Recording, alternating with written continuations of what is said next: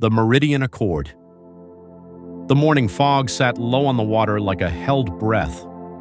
Priya had counted 17 sunrises from the observation deck of Meridian's 6th floor, and not one of them had looked the same. Today the light came in copper and bruise, spreading itself thin across a flat North Atlantic that offered nothing back. No coastline, no vessels, no evidence that the world they had left behind still existed at all. She pressed her forehead against the cold, salt-pitted glass and let her eyes travel down the barge's flank. 6 stories of reinforced composite paneling, each level illuminated from within, pale blue from the laboratories on 2 and 3, warm amber from the residences on 4 and 5, the whole structure sitting improbably, stubbornly, on the water like a city that had simply decided the ocean would do. Below the waterline, she had been told during orientation, were the desalination systems, the reactor housing, and something designated Block 0 that nobody had clearance for and nobody talked about. Above it all, on the wide, flat roof of Floor 6, the helipad lights blinked their patient red rhythm into the fog. She had been 17 when the Lorne Index results came through, 18 when the invitation arrived, printed on paper, actual paper, which struck her mother as either very important or very strange. 19 now, and standing here at 5 in the morning while 312 of the world's most quantifiably intelligent young people slept in their ergonomic bunks and dreamed, presumably, of solutions.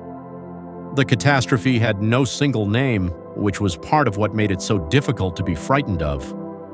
The briefings called it a convergence event, a precise and catastrophic intersection of failures, atmospheric, agricultural, microbiological, each one individually manageable, collectively unsurvivable. The models gave a 73% probability of civilizational collapse within 11 years. They had been running those models for 4 years now, and the percentage had not moved in a direction anyone found encouraging. Meridian moved constantly, which had seemed eccentric to Priya until Dr. Vasquez explained it on the first day. Stationary targets, he said, as though that required no further elaboration. And then he had moved on to the hydroponics schedule. She heard the door behind her open and smelled coffee before she heard footsteps.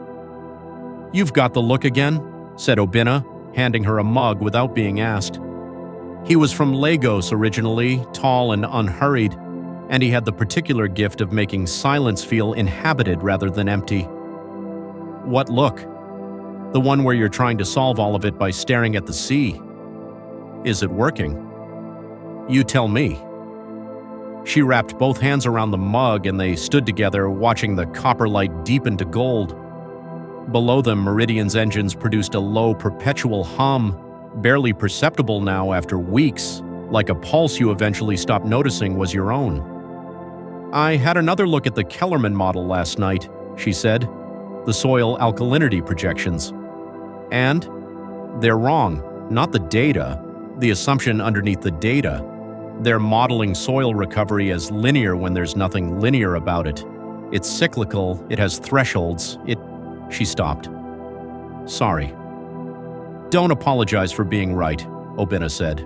"Write it up." "I'm 19. Kellerman's 62 and wrong, you do the maths." She almost smiled. Below them in the thin gold morning, the sea was beginning to show small white teeth. The alarm came at 11:43, not the scheduled drill they had run twice since Priya arrived.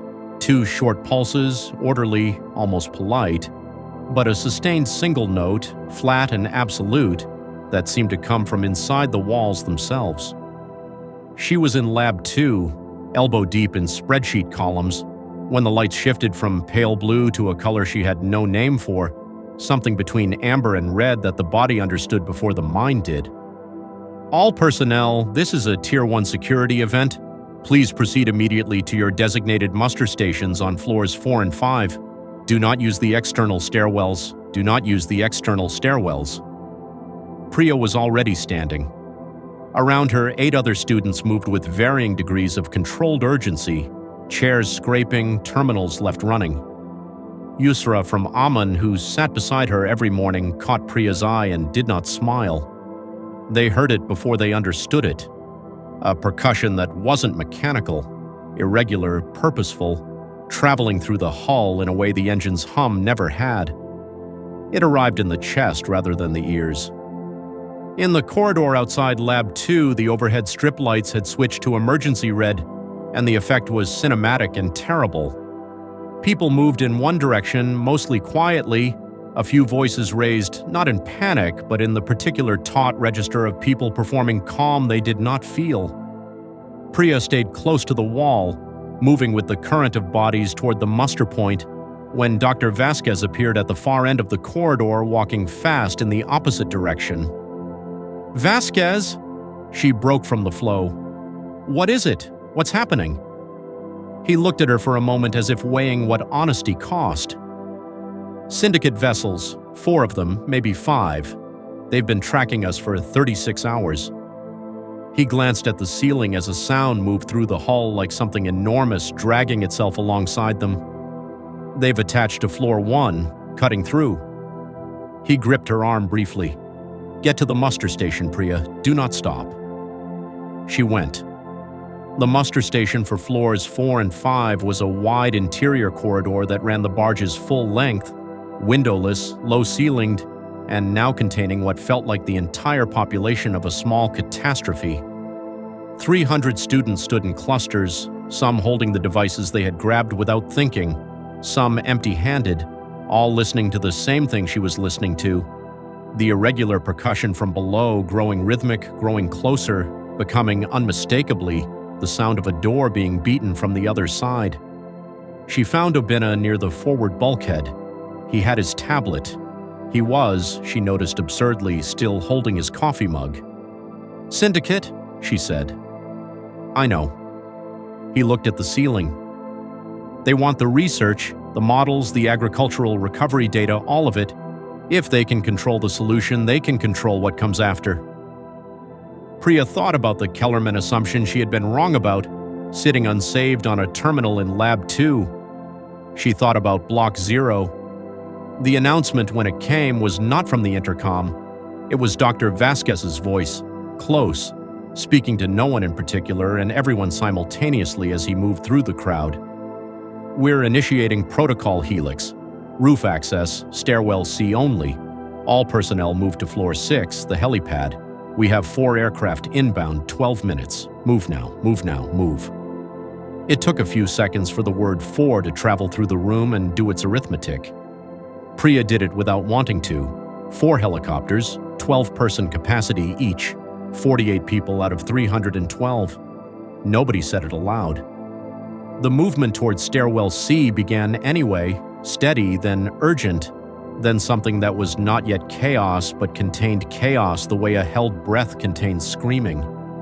Stairwell C was internal and narrow, and the red emergency lighting turned every face the same frightened color. Priya moved upward with her shoulder against the wall, Obinna directly ahead. The percussion from floor 1 now a continuous bass note beneath the sounds of several hundred people discovering the precise dimensions of what they were running from. Floors 3, 4, 5, a bottleneck at the door to the roof access, a single security door, propped open now by someone's abandoned boot, and through it the cold Atlantic air arrived like a verdict. The roof of Meridian's 6th floor was enormous and felt immediately horribly small. The helipad occupied its forward third, marked with faded painted lines, the red perimeter lights still blinking their patient rhythm. 4 helicopters were visible in the middle distance, descending through fog that the morning's gold had not burned off, still several minutes away. The wind was sharp and carrying something chemical from below. Accelerant, Priya understood, her body understanding it faster than her mind. They were setting fire to it. The roof was filling. Students pressed forward from the stairwell door, spreading across the composite surface, clustering instinctively toward the helipad lines as though paint on a surface could save them. Priya counted the aircraft again. 4. She stopped counting the people. "The Kellerman work," Obinna said close to her ear. "Did you back it up?" "No." He nodded slowly as though this was a reasonable answer to a reasonable question and they were still in the lab. The first helicopter came in hard and fast. its downdraft arriving before it did and flattening everyone in its radius like a sudden opinion. It touched down briefly, barely. Loading was fast and tight, organized by 2 crew in high-visibility vests who knew exactly how many they were taking and did not look anyone in the eye. 12 in, door shut, lifting before the skids had cooled. The second was already descending. The smoke arrived at the same time, pale at first, seeping from the stairwell door behind them, thickening fast. The crowd at the rear of the roof began to push forward, and the geometry of the situation became plain and terrible. Several voices rose above the wind. Priya felt the press of bodies from behind and planted her feet and stopped thinking about anything except the next 3 seconds at a time. The third helicopter, loading, lifting. She had lost Obina in the surge. She scanned faces, the red lights, the smoke, the downdraft from the fourth aircraft descending, making it difficult to see anything clearly. She called his name once and the wind returned it to her unopened. A crew member in a high-visibility vest caught her arm. She did not resist. She was moving. The skid was beneath her foot, then the interior, deafening, small, smelling of aviation fuel and other people's fear, and the door closed and the roof fell away below her and she pressed her face to the cold oval window and watched Meridian shrink. It was still enormous. It would be for some time yet. The smoke was visible on the upper deck, darker now, beginning to obscure the helipad lights. The people still on the roof were small and then smaller, clustered at the forward edge where the wind took the smoke away from them. Not panicking, standing. She noticed that they were standing, not running, because there was nowhere left to run to and they knew it, and somehow the stillness of it was worse than any other version would have been. She turned away from the window and looked at the 11 other people in the aircraft. A few she recognized by face and not by name. One boy was crying without sound, watching his own hands. Yusra was there, staring at nothing with the particular blankness of someone rearranging themselves around a new fact. No Obina. Priya looked at the tablet in her hands. She had not known she was holding it until now, had grabbed it from the lab desk without thinking when the alarm sounded. She opened it. The connection was still live, still reaching Meridian's network, weakening with distance. Her file was still open, the Kellerman corrections, all of it. She pressed save. The network dropped a few seconds later.